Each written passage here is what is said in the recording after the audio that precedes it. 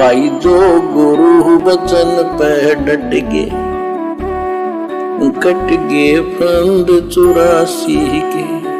जो इस पुस्तक को पढ़कर दीक्षा लेकर मर्यादा में रहकर साधना करेगा, उस परिवार में कभी अकाल मृत्यु नहीं होगी, वो परिवार सदा सुखी रहेगा।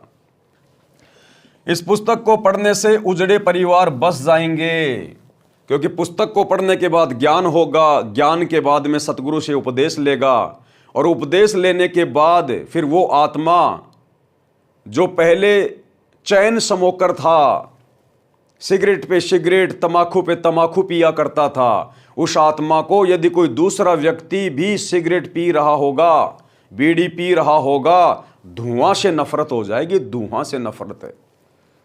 आप पहले कितनी ही शराब पिया करते थे, अब आपको शराबी से नफरत हो जाएगी, शराबी से, क्योंकि सतगुरु उपदेश के बाद अपने भगत के घट में बैठ जाता है, और जब सतगुरु अपने भगत के हृदय में बैठ जाता है तो ये काल वहां से बाहर निकल जाता है, क्योंकि हमें हर प्रकार के कुकर्म करने की प्रेरणा काल करता है। और जब सतगुरु काल को भगत के घट से बाहर निकाल देता है और स्वयं विराजमान हो जाता है, तो फिर भगत के अंदर ये कुप्रेरणाएं नहीं उठती हैं, और भगत उन सभी विषय विकारों से, उन व्यसनों से, उन बुराइयों से बचकर अपने जीवन को सुखमय बना लेता है। इस पुस्तक को पढ़ने से उजड़े परिवार बस जाएंगे। जिस परिवार में यह पुस्तक रहेगी, इसको पढ़ेंगे, जिस कारण से नशा अपने आप छूट जाएगा, क्योंकि इसमें ऐसे ऐसे प्रमाण हैं जो आत्मा को छू जाते हैं। शराब, तंबाकू तथा अन्य नशे के प्रति ऐसी घृणा हो जाएगी कि इनका नाम लेने से रूह कांप जाया करेगी।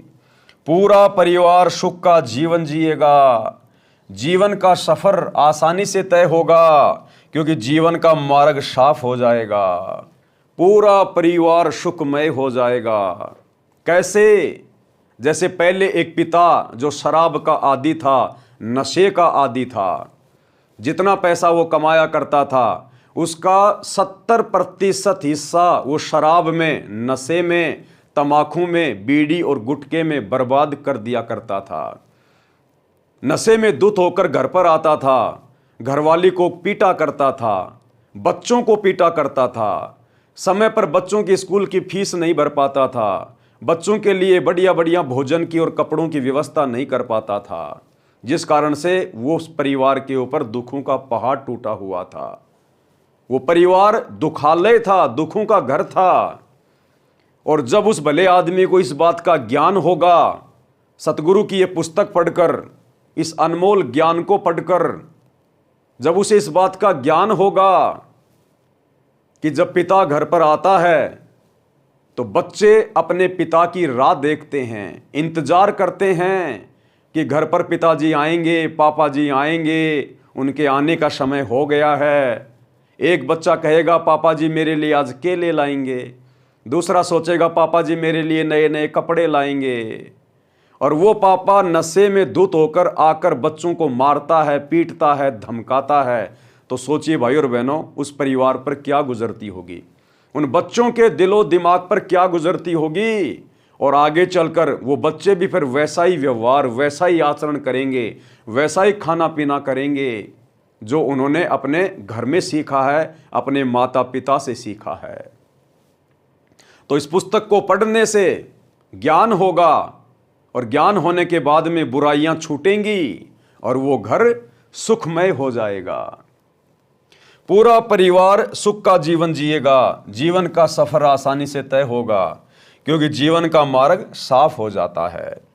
इस पुस्तक में पूर्ण परमात्मा कौन है, उसका नाम क्या है, उसकी भक्ति कैसी है, सब जानकारी मिलेगी। क्योंकि भाई और बहनों, भक्ति करते करते भी विश्व का 99% प्राणी दुखी केवल इसलिए है। भक्ति तो वो कर रहा है, लेकिन उसे अभी तक ये नहीं पता कि मैं किसकी भक्ति कर रहा हूं, परमात्मा कौन है, भगवान कौन है। अरे भक्ति तो उसके बाद शुरू होगी जब हमें यह पता चलेगा कि भगवान कौन है, भक्ति किसकी करनी चाहिए, सबसे सर्वशक्तिमान सुख का सागर परमात्मा कौन है। जब हम पतिव्रता आत्मा की तरह, पतिव्रता स्त्री की तरह अपने एक पति परमेश्वर की भक्ति शुरू करेंगे, तब हमें सुख होंगे, रोज नए नए सुख होंगे उस परमेश्वर की भक्ति से। लेकिन आज से पहले हम भक्ति भी कर रहे थे, जो भी हमें जैसा भी बता दिया करता था, समझा दिया करता था। हम मंदिरों में भी जाते थे, मस्जिद में, तीर्थों पे, चर्चों पे, गुरुद्वारों में, कावड़ यात्रा में, कुंभ के मेले में, पैदल यात्रा में, लेकिन हमें कोई सुख नहीं, किसी भी प्रकार का। उल्टे दुख हमारे जीवन में आ रहे थे। क्यों? क्योंकि हमारा मार्ग सही नहीं था, हमारी भक्ति शास्त्रों के अनुसार नहीं थी। क्योंकि शास्त्र भक्ति का संविधान है। शास्त्रों में भक्ति के विषय में लिखा होता है, भगवान के विषय में लिखा होता है। और यदि हम शास्त्रों के विपरीत भक्ति करेंगे तो चाहे हम कितनी भक्ति कर लें, किसी भी देव महादेव की भक्ति कर लें, यदि हमारे भाग्य में दुख है तो दुख ही आएगा, और यदि सुख है तो सुख ही मिलेगा, चाहे आप भक्ति करो या ना करो। तो सबसे पहले तो हमें यह पता होना चाहिए कि परमात्मा कौन है जिसकी भक्ति शुरू करें। आपने नाम सुना होगा साईं बाबा। लाखों करोड़ों की संख्या में लोग उनके मंदिर में जाते हैं, उनको मानते हैं, उनको पूजते हैं, बृहस्पतिवार का व्रत करते हैं। लेकिन किसी को नहीं पता कि परमात्मा कौन है। वो साईं बाबा इतने लंबे समय तक जिया, लोगों को उपदेश दिया करता था और हमेशा एक ही बात कहा करता था, सबका मालिक एक। ऊपर को उंगली करके क्या कहता था? सबका मालिक एक।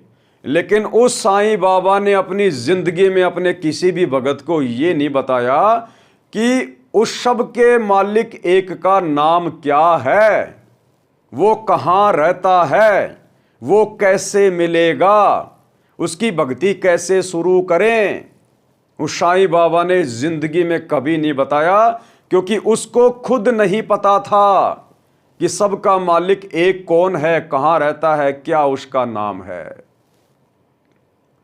उसने अपनी जिंदगी में जैसे भी सुख या दुख भोगे, उसके भाग्य में जैसा लिखा था उसको वैसा। जो गुरु बचन पे डट के, कट गए फंद 84 के, कट गए फंद 84 के, कट गए फंद 84 के।